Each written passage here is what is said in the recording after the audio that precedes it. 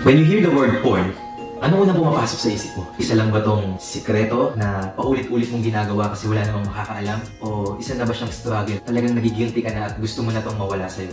Well, you're not alone. According to statistics, 68% of Christian men are struggling with pornography addiction. Guys, 68%? Gising na, hindi na to biro. Puro negative lang ang idudulot ng pornography sa'yo. It will change the way you look at other people, it will change the way you look at relationships, and it will change the way you live or the way you look at yourself. At ngayon, pag-uusapan natin kung paano ba natin ma-overcome tong porn addiction na to. First thing na dapat mong malaman ay, you cannot. Well, not by yourself.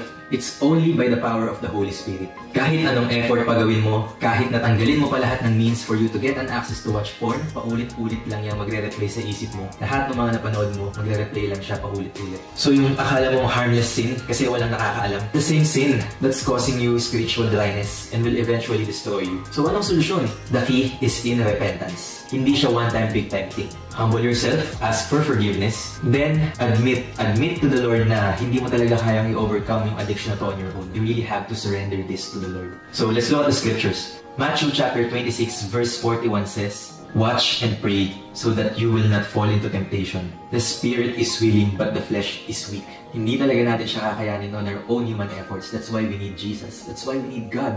So here are some practical tips on how to avoid temptation.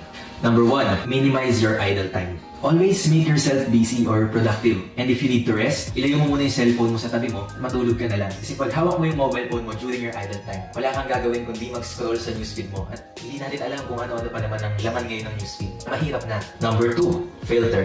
Make sure na ang laman ng newsfeed mo ay malinis. What do I mean by malinis? Siguro start mo nang i-unfollow yung mga pages na hindi wholesome yung content. You have to really be intentional about this. Kung gusto mo talagang ma-avoid or ma-overcome yung porn addiction, simula siya sa mga ganito kaliliit na bagay. Number 3, be accountable with someone. Kapag natitempt ka na, huwag mo nang i-entertain. Mag-message ka na agad sa D-group mo and ask for a prayer. As a body of Christ, yun naman talaga ginagawa natin para sa isa't isa, di ba?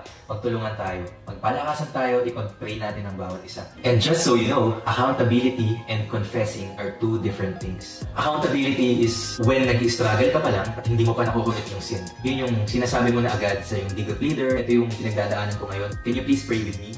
Versus dun sa nakomit mo na yung sin at sasabihin mo pa lang sa disciple mo or sa D-group leader mo na ito yung mga nagawa ko eh. Tapos na, nakomit mo na, nagkasala ka na. So yun yung pinagkaiba ng dalawa. Always remember that prevention is better than cure. Lastly, and I think this is the most important sa lahat ng tips, always keep yourself grounded sa Word of God. Lagi kang magbabasa ng Bible. The more you spend time in reading His Word, the more you spend time in knowing Jesus, the more mo na mas marirealize na sin is not something that you can play around. The more na